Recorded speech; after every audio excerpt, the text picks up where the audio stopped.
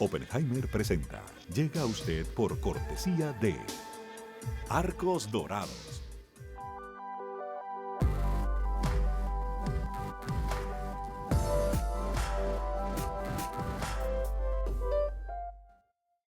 En Buenos Aires, Argentina, hay una universidad que te prepara para trabajar sin fronteras. UADE, una gran universidad. En el Bancoppel de Julia, la tarjeta de crédito se tramita solo con una identificación oficial. Bancoppel, el banco que quiero a mi manera. ¿Sabías que según un estudio de la Universidad de Oxford, casi la mitad de los trabajos actuales podrían dejar de existir en 10 años? La inteligencia artificial llegó para quedarse. ¿Cómo te va a afectar la automatización? ¿Cuáles son los trabajos del futuro? Andrés Oppenheimer te lo cuenta en su nuevo libro, Sálvese quien pueda. Y no te quedes atrás. Encuéntralo en librerías.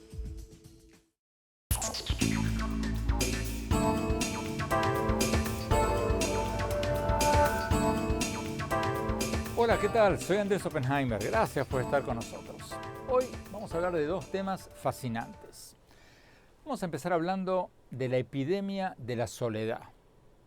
Japón acaba de crear un ministerio de la soledad. Escucharon bien, un ministerio de la soledad para combatir la crisis de desesperanza y suicidios que ha sido exacerbada por la pandemia del coronavirus. Me llamó la atención la noticia porque Gran Bretaña ya había creado un ministerio de la soledad hace muy poco, en el 2018. Y ahora cada vez más expertos en Estados Unidos están sugiriendo hacer algo parecido. Vamos a hablar con la doctora Carol Graham del Brookings Institution, uno de los centros de estudios más conocidos de Washington. Ella acaba de publicar un estudio titulado La crisis de la desesperanza en Estados Unidos. Según su estudio, la pandemia ha hecho disparar los casos de soledad, depresión, sobredosis y suicidios.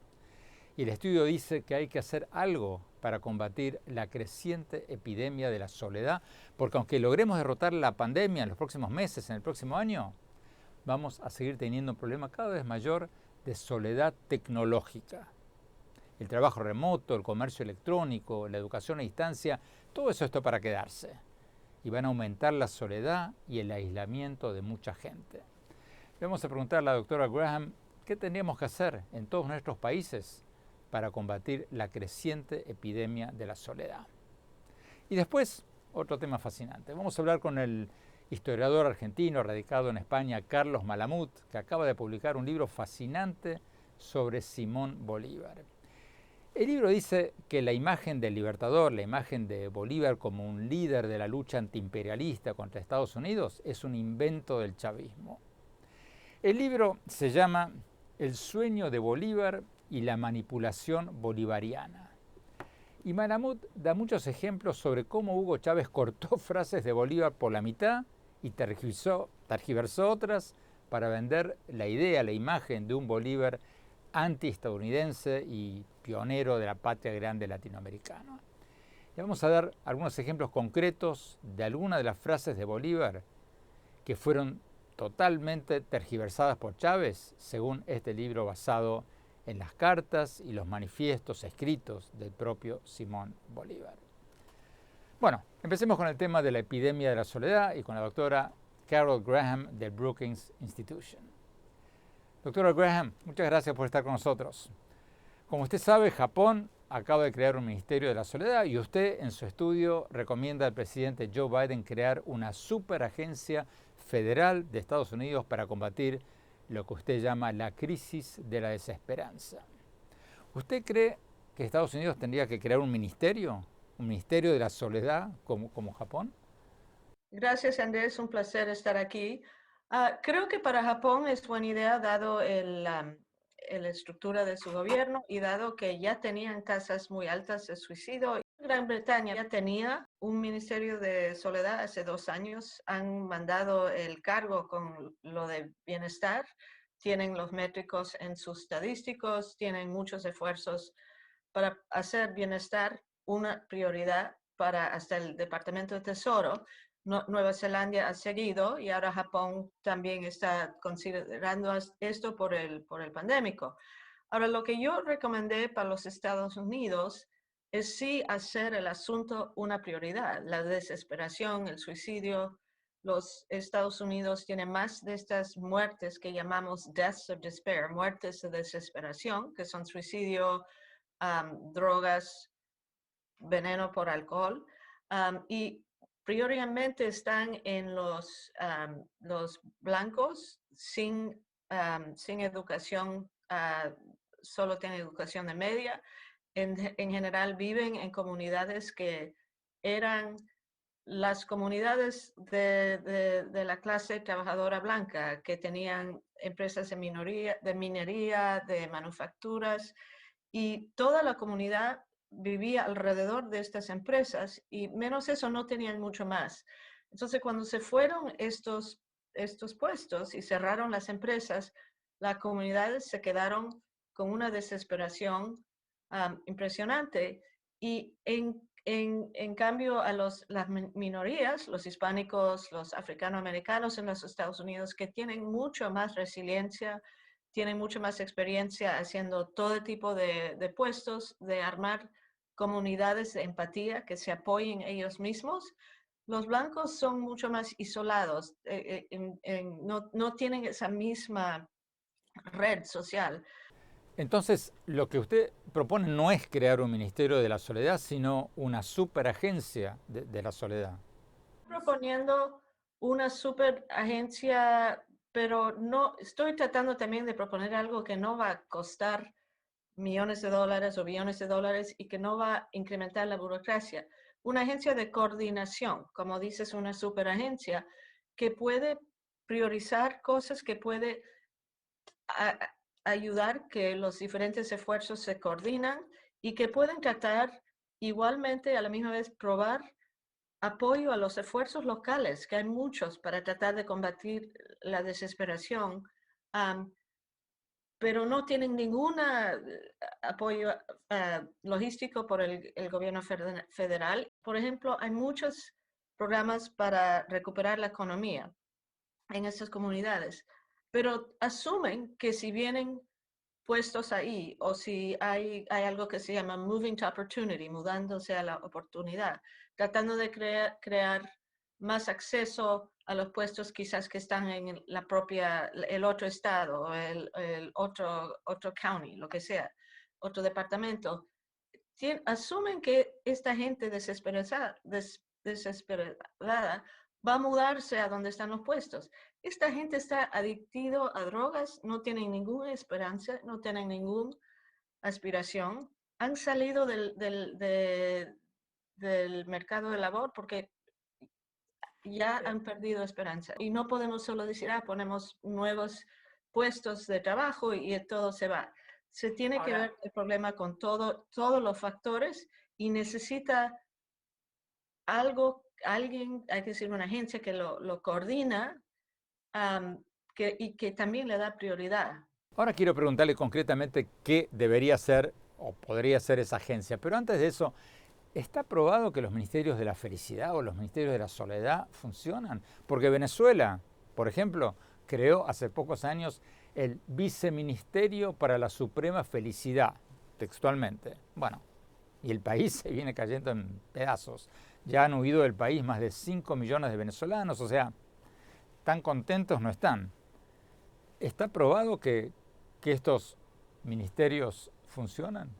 No, bueno, perdón, pero eso era un joke, era un chiste. Lo han hecho para distraer a la gente, nada más. No era serio, no usaban los métricos, las medidas estadísticas que ya hemos hecho muy científicas, como medir la felicidad, cómo se puede usar los metros en base a hacer políticas serias. Era una distracción. Hay que hablar de felicidad y no de democracia, y no que está muriendo la gente de hambre. Y sigue. Venezuela, perdón, en el momento no es un ejemplo para nadie. Lo que han hecho en Gran Bretaña, por ejemplo, es un esfuerzo serio, coordinado.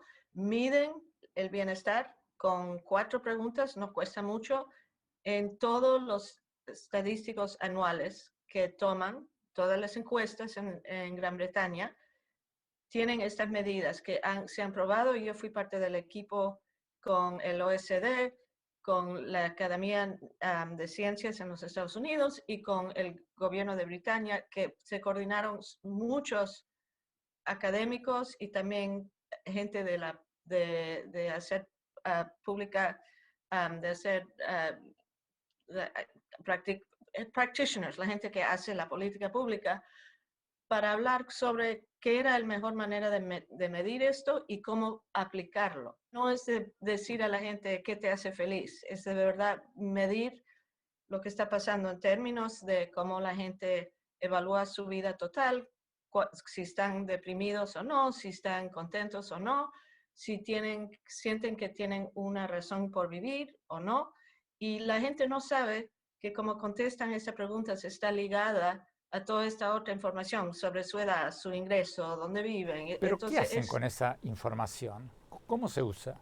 primero, es como una manera de tomar la temperatura de tu sociedad, de su salud mental y más, bienestar de tu sociedad regularmente.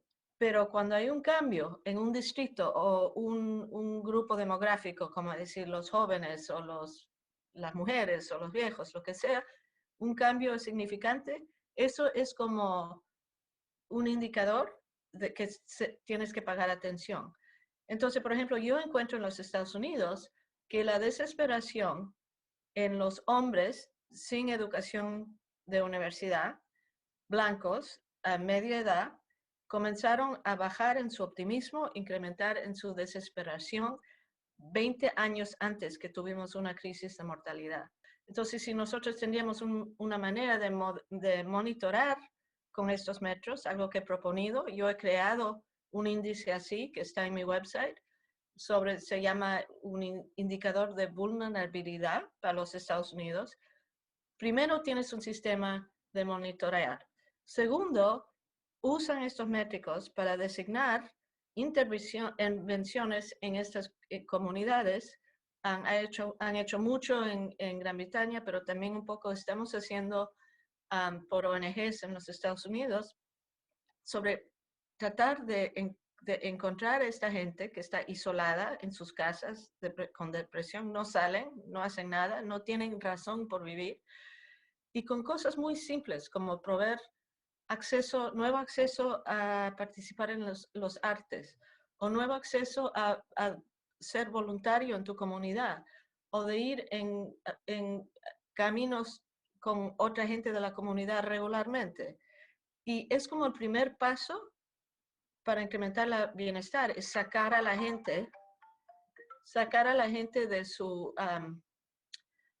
isolación, y por eso salió el nombre Ministerio de Soledad en Gran Bretaña y después Japón, porque la soledad, isolación, es un componente muy importante para la depresión y el suicidio. Tenemos que ir a un corte. Cuando volvamos, vamos a preguntarle a la doctora Graham si también hay una epidemia de la soledad en América Latina. Y después vamos a hablar con el autor de este nuevo libro, según el cual Simón Bolívar, el libertador, nunca fue un enemigo acérrimo de Estados Unidos, sino que, según el libro, Hugo Chávez tergiversó muchas de las frases célebres del libertador. Le vamos a pedir al autor que nos dé ejemplos concretos de frases famosas, supuestamente dichas por Bolívar, que Bolívar nunca dijo. No se vayan, ya volvemos.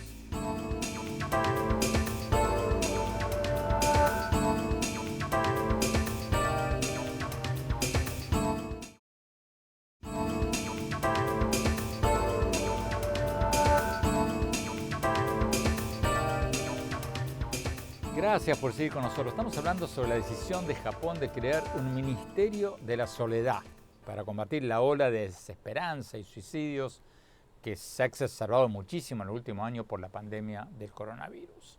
Tenemos con nosotros a la doctora Carol Graham del Centro de Estudios Brookings Institution de Washington, que acaba de publicar un estudio proponiendo que Joe Biden, que el presidente de Estados Unidos, forme una superagencia del gobierno de Estados Unidos para hacerle frente a este creciente problema también en Estados Unidos. Doctora Graham, en América Latina estamos viendo un fenómeno parecido al que se da en Japón y en Gran Bretaña, una crisis de desesperanza acelerada por la pandemia, ¿o no? No de la misma manera. una cosa que hemos visto por años es que igualmente que en los hispánicos en los Estados Unidos y los africanoamericanos en los Estados Unidos son mucho más resilientes porque tienen esta comunidad de apoyo Más vida familiar, más amigos. con apreciación para la familia, por la música, por la comida. Los Estados Unidos no se come como se come en América Latina porque nadie tiene tiempo de darle importancia. Obviamente eso ha cambiado, pero el punto es que hay una apreciación para muchas partes de la vida que son muy importantes a la bienestar, que no tienen nada que ver con el dinero. No estoy diciendo que es bueno ser pobre o que la vida de los pobres en la región es fácil, pero sí vemos en comparación a los métricos de bienestar en los Estados Unidos, es fenomenal la región. Por ejemplo, vemos que los pobres en América Latina son 20 veces más probable de decir que el trabajo fuerte te hace llegar arriba que los pobres en los Estados Unidos, que han perdido esperanza. O sea, si entendí bien, los pobres en América Latina son más optimistas que los pobres en Estados Unidos. Interesante. Pero ¿la pandemia en América Latina no ha producido más estrés, más ansiedad, más depresión? Claro que sí, sería una locura si no había un cambio, pero comienzan de un nivel de bienestar mucho más alto, un nivel de salud mental más alta. Y claro que ha caído un poco para atrás y cada país es diferente. Yo sé que por la ansiedad ha incrementado. No he leído mucho sobre el suicidio en la región. En parte también no se reporta de la misma manera porque hay como culturalmente no es tan aceptable, pero sí que sí, claro que hay problemas creados por esta pandemia horrible, pero nada como lo que estamos viendo en algunos de estos países más ricos, los Estados Unidos por seguro, Japón.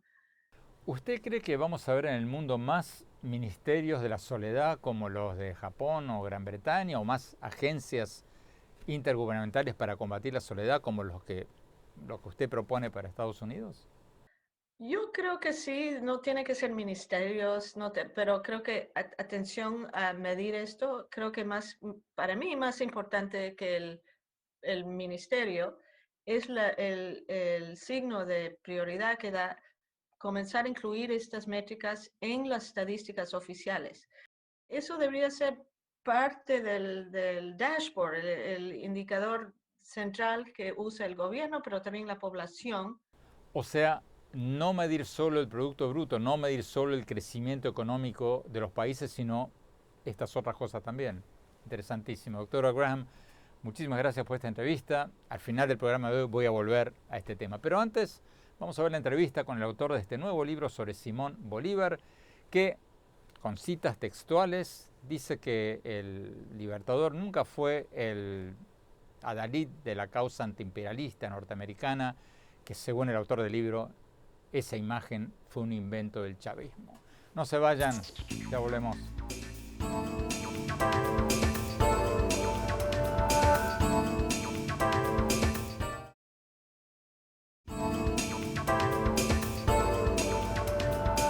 Gracias por seguir con nosotros. Como les contaba al principio del programa, acaba de salir un libro nuevo sobre Simón Bolívar, según el cual Bolívar nunca dijo las cosas que le atribuyó el chavismo sobre Estados Unidos. El libro se llama El sueño de Bolívar y la manipulación bolivariana y fue escrito por el historiador argentino radicado en España, Carlos Malamud.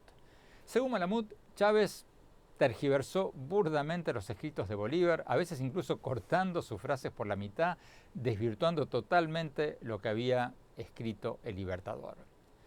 Hablamos con el profesor Malamud desde Madrid. Veamos lo que nos dijo.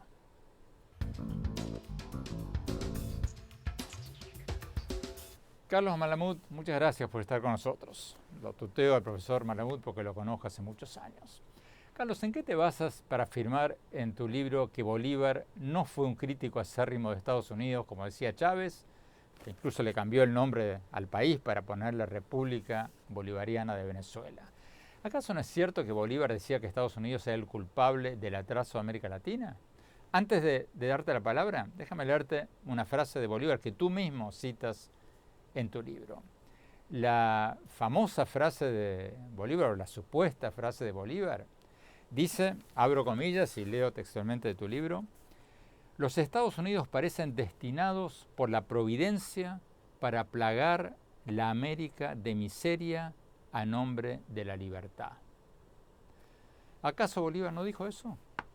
Bueno, Bolívar dijo eso, pero no dijo eso. Bueno, lo que pasa es que hay una técnica muy utilizada por el chavismo y sus usinas de publicidad para tomar frases, sacarlas de contexto, trocearlas, presentarlas incompletas, y eso hace que al final una cosa que sí está dicha, pero no sea exactamente lo mismo, ¿no? Es decir, y en ese caso, cuando se dice que Estados Unidos van a llevar la miseria al continente americano, en realidad es una frase que está entre signos de interrogación, es una pregunta de cómo los Estados Unidos, Haití, se van a tomar determinadas políticas. Pero esas políticas y quien está llevando la miseria en ese momento a la América española, según Simón Bolívar, no es Estados Unidos, sino que es la monarquía borbónica, la monarquía española, ¿no? Entonces, esa cita de Bolívar es una cita incompleta. Esa frase es una frase incompleta, porque la pregunta a la que yo me refería antes dice, ¿cuánto no se opondrán todos los nuevos estados americanos y los Estados Unidos, que parecen destinados por la providencia para plagar la América de miserias a nombre de la libertad?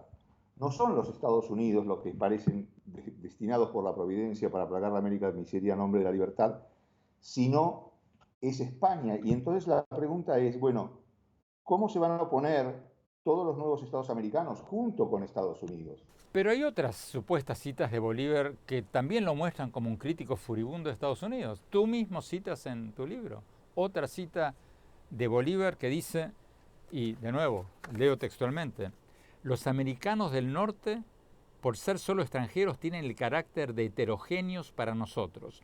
Por lo mismo, jamás seré de opinión que los convidemos para nuestros arreglos americanos. Cierro comillas. O sea, parece como que Bolívar no quería invitar a los estadounidenses a la mesa con los latinoamericanos, ¿o no? Sí, pero también, pero ahí otra vez, ¿no? La frase exacta, primero que es mucho más grande, y donde comienza diciendo Bolívar, he visto el proyecto de Federación General desde los Estados Unidos hasta Haití, me ha parecido malo en las partes constituyentes, pero bello en las ideas y en el designio. Y cuando habla de que son extranjeros y por lo tanto tienen un carácter heterogéneo para nosotros, la frase exacta dice los americanos del norte y los de Haití. Es decir, no es solo una cosa destinada a considerar extraño a Estados Unidos por venir de otra tradición histórica, de otro imperio como el británico, sino también Haití. ¿Por qué se quita Haití de la frase? Porque eso ya no sirve a los fines objetivos del proyecto chavista de demonizar a los Estados Unidos, de presentar a Bolívar como el gran precursor de lo que se llama la segunda independencia frente al imperialismo, ¿no? Entonces, ¿cómo describirías el presunto antiimperialismo de Bolívar? ¿Es un invento de Chávez o cómo lo pondrías?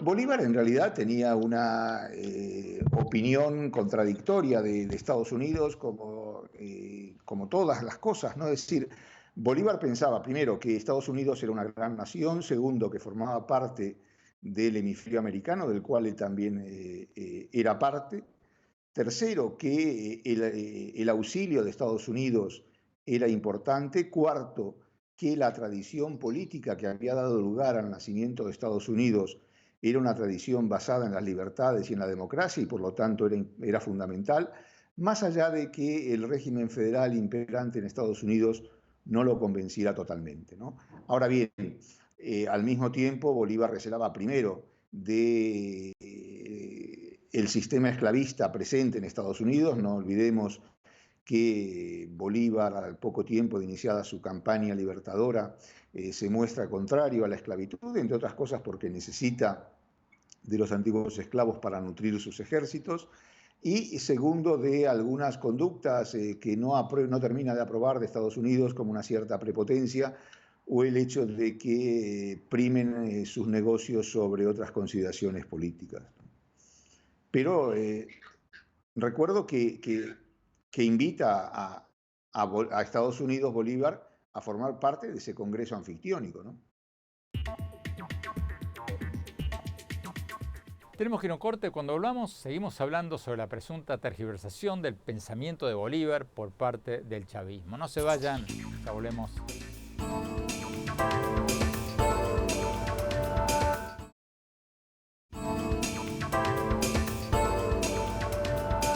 Gracias por seguir con nosotros. Estamos hablando con el historiador Carlos Malamud, el autor de este nuevo libro titulado El sueño de Bolívar y la manipulación bolivariana.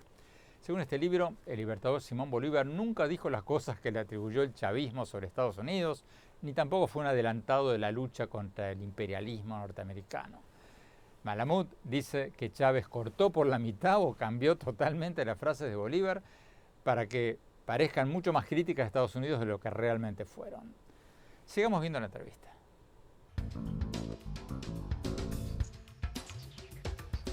Esto que tú llamas, abro comillas, la manipulación del pensamiento bolivariano por parte del chavismo, cierro comillas, ¿empezó con Chávez o empezó mucho antes de Chávez? No, esto es una larga tradición, es decir, la utilización del pensamiento de Bolívar es una constante en la historia de América y sobre todo en la historia de Venezuela. En Venezuela, Bolívar es precursor de prácticamente todo, inclusive, por ejemplo, de la industria petrolera, y cualquiera, desde la extrema izquierda a la extrema derecha, en algún u otro momento se ha reivindicado como bolivariano. A Bolívar, por un lado, se lo muestra como el padre del panamericanismo, y al mismo tiempo hay otros que lo muestran como el gran antiimperialista, ¿no? Es decir, por un lado, la idea de construir una América unida en torno a Estados Unidos o junto a Estados Unidos, y por el otro lado, el mismo Bolívar, los mismos pensamientos que se pueden aplicar para ver el gran enemigo de Estados Unidos, ¿no? Entonces, esto es una tradición que, repito, comienza ya a gestarse a partir de mediados del siglo XIX y desde ahí es una constante, ¿no? En tu libro tú también dices que la narrativa de Chávez de que Bolívar era el adalid de la patria grande, de la Unión Latinoamericana, también era un invento de Chávez. Pero, ¿acaso Bolívar no luchó por la integración latinoamericana? Bueno, Bolívar en realidad luchó por la unidad de la antigua América española, ¿no? Primero que cuando Bolívar lucha por la independencia de la América española y más concretamente de los territorios de América del Sur, México y América Central le quedaban un poco lejanos, era una realidad diferente, pero lo que quería Bolívar era recomponer la vieja unidad del Imperio Español que había saltado por los aires como consecuencia de las guerras de independencia, y Bolívar lo que necesitaba era una América Latina, al menos militarmente unida y políticamente unida, para poder enfrentarse con mayores garantías de éxito a los ejércitos españoles que estaban intentando reconquistar el antiguo territorio del imperio. Pero hay que tener en cuenta que cuando Bolívar peleaba por la independencia, la idea de integración, tal cual la tenemos hoy en día, prácticamente no existía. Es decir, eso de ceder cuotas de soberanía a instancias supranacionales para potenciar la integración era inentendible en ese momento, ¿no? Pero hay citas que parecen decir exactamente lo contrario. En su famosa Carta de Jamaica de 1815, que es citada como la piedra fundacional del panamericanismo bolivariano, Bolívar escribió, abro comillas, voy a leer de ahí, es una idea grandiosa pretender formar de todo el mundo nuevo una sola nación con un solo vínculo que liga sus partes entre sí y con el todo, y que ya tiene un origen, una lengua y unas costumbres y una religión, debería tener por consiguiente un solo gobierno. Cierro comillas. ¿Acaso Bolívar no dijo eso? Sí, Bolívar dijo eso, y si uno se ciñe a esa frase, evidentemente el objetivo de Bolívar estaba clarísimo, es decir, Bolívar teóricamente estaba luchando por constituir una sola unidad política, y esa sola unidad política debería tener un solo gobierno. Lo que pasa que detrás de lo que acabas de leer, Andrés, no hay un punto aparte, ni siquiera hay un punto seguido, lo que hay es un punto y coma. Y Bolívar sigue diciendo, más no es posible, es decir, no es posible formar ese gobierno único, porque climas remotos, situaciones diversas, intereses opuestos, caracteres desemejantes dividen a la América. A ver si entendí bien. ¿Chávez cortó el párrafo por la mitad? Chávez y muchos más cortan el párrafo por la mitad y por eso yo hablo de manipulación bolivariana, ¿no? Es decir, porque se está sacando de contexto la frase del Libertador, se la está privando de partes esenciales sin las cuales es imposible entender la totalidad del pensamiento de Simón Bolívar y la totalidad de aquello que quiere expresar de una manera clara y concreta, ¿no? Tenemos que ir a un corte. Cuando volvamos, seguimos hablando con el profesor Carlos Malamud. No se vayan, ya volvemos.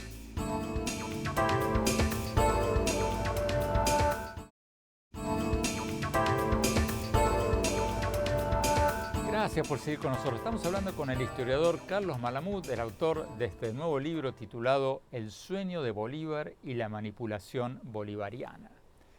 El libro dice que el libertador Simón Bolívar nunca dijo las cosas que le atribuyó el chavismo sobre Estados Unidos, ni tampoco fue un adelantado de la lucha contra el imperialismo norteamericano. Y el libro cita varios ejemplos concretos de frases de Bolívar que, según Malamud, fueron cortadas por la mitad o citadas totalmente fuera de contexto por Chávez. Sigamos viendo la entrevista.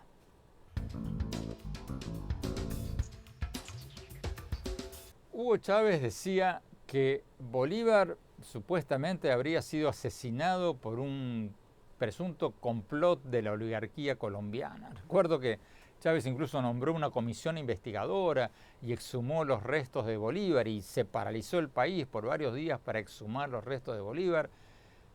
¿Hay alguna evidencia de que Bolívar fue asesinado por los colombianos o es un cuento chino? O mejor dicho, un cuento bolivariano.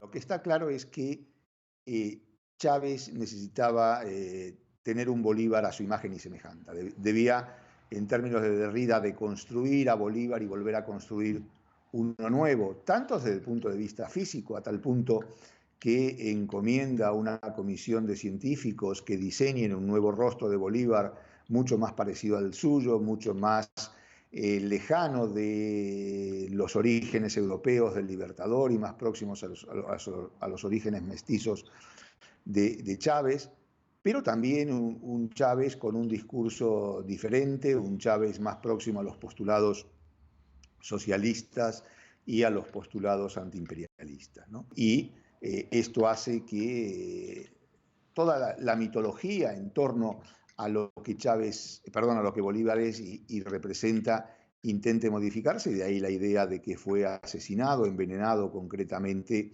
por la oligarquía bogotana, cuando esto se sabe desde el mismo momento prácticamente de la muerte de Bolívar, que no ha sido así, ¿no? Y así como se exhumó a Bolívar con todo un ritual que parecía más que estábamos frente a un ataque químico o nuclear, porque iban la gente que entró en el panteón, en el mausoleo de Bolívar, que iban todos con trajes para la guerra química, de blanco para arriba, y todo eso evidentemente, así como empezó de una manera muy coral, muy grupal y con mucha publicidad, sin embargo el final fue totalmente sotoboche y en sordina, porque fue imposible probar aquello que se intentaba demostrar y que era totalmente falso y, por no decir, un invento, ¿no? Pero muy interesante. Tenemos que ir a un corte. Cuando volvamos, mi opinión sobre lo que hablamos hoy. No se vayan, ya volvemos.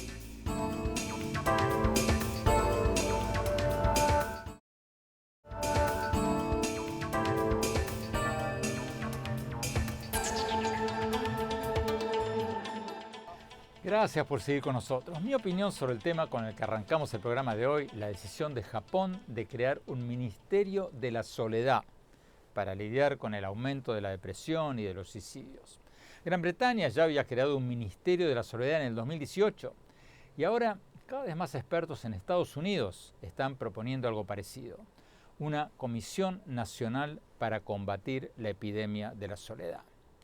Como nos contaba nuestra invitada de hoy, la autora del estudio titulado La crisis de la desesperanza en Estados Unidos, la cifra de muertes por desesperanza, o sea, suicidios, sobredosis, accidentes causados por adicciones, aumentó de un promedio de 70.000 muertes anuales antes de la pandemia a una cifra que podría llegar a 130.000 muertes el año pasado durante la pandemia en Estados Unidos. Y este problema no se va a acabar con la pandemia, porque hay una creciente epidemia de la soledad causada por el aislamiento tecnológico, la soledad tecnológica. Estamos cada vez más conectados con nuestros celulares, comiendo y viviendo solos, cada vez menos conectados físicamente, personalmente con otras personas. ¿Cómo vamos a combatir esta epidemia de la soledad y sus secuelas? Obviamente, ustedes lo estarán pensando, crear un ministerio de la soledad o un ministerio de la felicidad no es una solución mágica. Venezuela creó un viceministerio de la felicidad suprema en el 2013 y bueno, fue un chiste. Desde entonces la economía de Venezuela se cayó en picada, más de 5 millones de personas han huido del país, ustedes conocen la historia. Pero en el caso de Gran Bretaña se están haciendo cosas interesantes, como hacer encuestas públicas preguntándole a la gente cuán felices, cuán satisfechos están con sus vidas. Y eso le permite al gobierno detectar focos de soledad, vecindarios con altos niveles de desesperanza y tomar acciones preventivas y correctivas. Por ejemplo, se pueden crear servicios de voluntariado para que los estudiantes o quienes reciben subsidios del Estado acompañen a los ancianos a caminar o a jugar a las cartas, o se pueden mandar más terapeutas a esos lugares, o focalizar ahí los planes de desarrollo económico. Se pueden hacer muchas cosas. Entonces, la idea de crear ministerios o agencias de la soledad parece a primera vista exótica, pero bueno, quizás no lo sea tanto, porque la epidemia de la soledad va a seguir creciendo por la soledad tecnológica y hay que pensar en nuevas formas de combatirla, porque el número de muertes por desesperanza está creciendo y va a seguir creciendo si no hacemos algo. Bueno, se nos acabó el tiempo. Los invito a visitar mi blog sobre política, economía, tecnología, innovación en la página web andresopenheimer.com. Ahí van a poder ver mi reciente entrevista con Bill Gates y si se anotan, si se registran, van a poder recibir mis artículos del Miami Herald y nuestros más recientes programas de televisión. Les recuerdo mi dirección en Twitter, @OpenheimerA, mi página de Facebook, Andrés Oppenheimer, y mi lugar de Instagram, Andrés Oppenheimer Oficial. Gracias por habernos acompañado. Les mando un gran abrazo. Cuídense mucho. Hasta la semana próxima.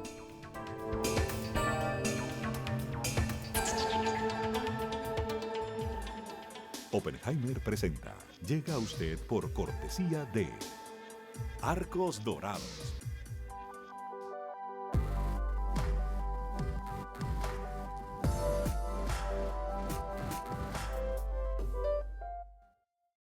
En Buenos Aires, Argentina, hay una universidad que te prepara para trabajar sin fronteras. UADE, una gran universidad. En el Bancoppel de Pedro, el préstamo digital se obtiene a través de un sencillo SMS. Bancoppel, el banco que quiero a mi manera. ¿Sabías que según un estudio de la Universidad de Oxford, casi la mitad de los trabajos actuales podrían dejar de existir en 10 años? La inteligencia artificial llegó para quedarse. ¿Cómo te va a afectar la automatización? ¿Cuáles son los trabajos del futuro? Andrés Oppenheimer te lo cuenta en su nuevo libro, Sálvese quien pueda. Y no te quedes atrás. Encuéntralo en librerías.